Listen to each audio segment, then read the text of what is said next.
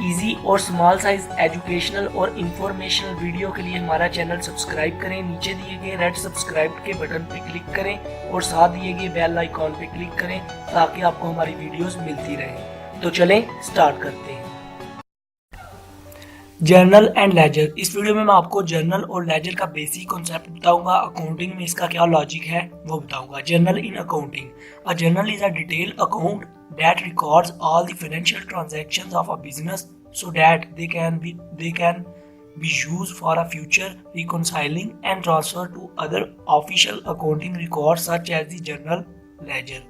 Journal जो है एक डिटेल्ड अकाउंट होता है। डिटेल्ड अकाउंट से मुराद जिसमें हम ट्रांजैक्शन, फाइनेंशियल ट्रांजैक्शन की रिकॉर्डिंग करते हैं, डेली की जो फाइनेंशियल ट्रांजैक्शन होती हैं, जो बिजनेस की ट्रांजैक्शन लाइक रॉ मटेरियल जो हमने ख़रीदा है इसकी एंट्री, इसकी जो ट्रांजैक्शन की एंट्री है वो भी जर्नल में एंटर करते हैं। जो हमने सप्लायर को पैसे दिए हैं, जो हमने सैलरीज दी हैं, जितने का हमने फर्नीचर पे किया है, जितने हमने पैसे लैंड के ख़रीदने पर दिए हैं, जितनी हमारी सेल हुई है, जितनी हमारी प्रोडक्ट बिक गई है, जितनी हमने किसी सेल्स की किसी एसेट की कंसिडरेशन मतलब किसी कंपनी के एसेट्स को हायर किया है, कितने शेयर्स हमने बेचे हैं, कितने हमने डिबेंचर इशू किए हैं। तो ये जो सारी कंप्लीट एंट्रीज होती हैं, डिटेल एंट्री होती हैं, ये सारी हम जर्नल में एंटर करते हैं। ये डेली की ट्रांजैक्शन, फाइनेंशियल ट्रांजैक्शन, ये सारी बिजनेस की जो एंट्रीज होती हैं हम जर्नल में एंटर करते हैं। और फ्यूचर में अगर हमें ज़रूरत पड़े, हम इससे कोई नतीजा लेना चाहें, हमने देखना हो कि हमने कितने पैसे क्रेडिटर को देने हैं, कितने डेब्टर हैं, तो हम इस अकाउंट की हेल्प से देख लेते हैं कि कितने हमने लेने हैं और कितने देने हैं। तो इस अकाउंट की जर्नल की वजह से, जर्नल की जो एक प्रॉब्लम है उसकी वजह से लेजर की क्रिएशन हुई, लेजर बना, लेजर इन्वेंट हुआ। इसकी प्रॉब्लम क्या है वो प्रॉब्लम मैं आपको बताता हूँ।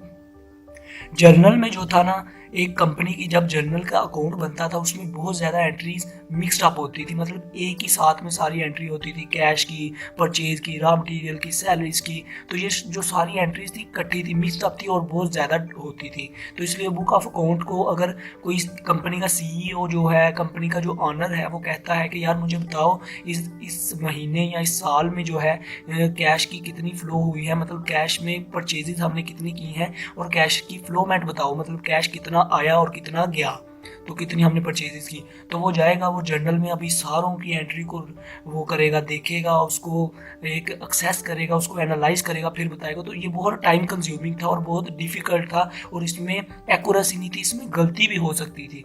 तो इसलिए लेजर जो है ना, लेजर की क्रिएशन इस वक्त हुई।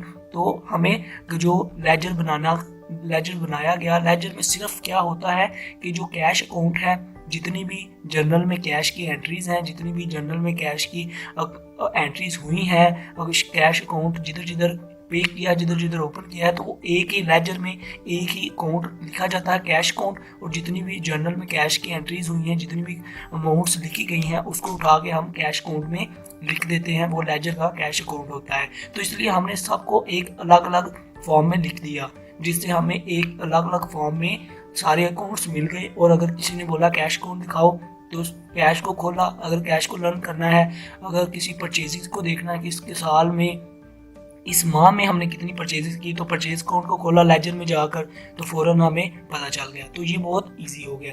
तो यही चीज़ है कि लेजर में जो हम कैश अकाउंट अलग होता है, हमारा receivable account, debtor account, creditor account, investment account, land, equipment, asset account, ये सारे हमारे अलग अलग होते हैं। तो इसमें स्टडी करना, इसको असेस करना, इसको एनालाइज करना ईजी है। इन दोनों का ये बेसिक लॉजिक था।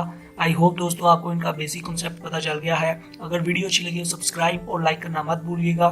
खुदा हाफिज़।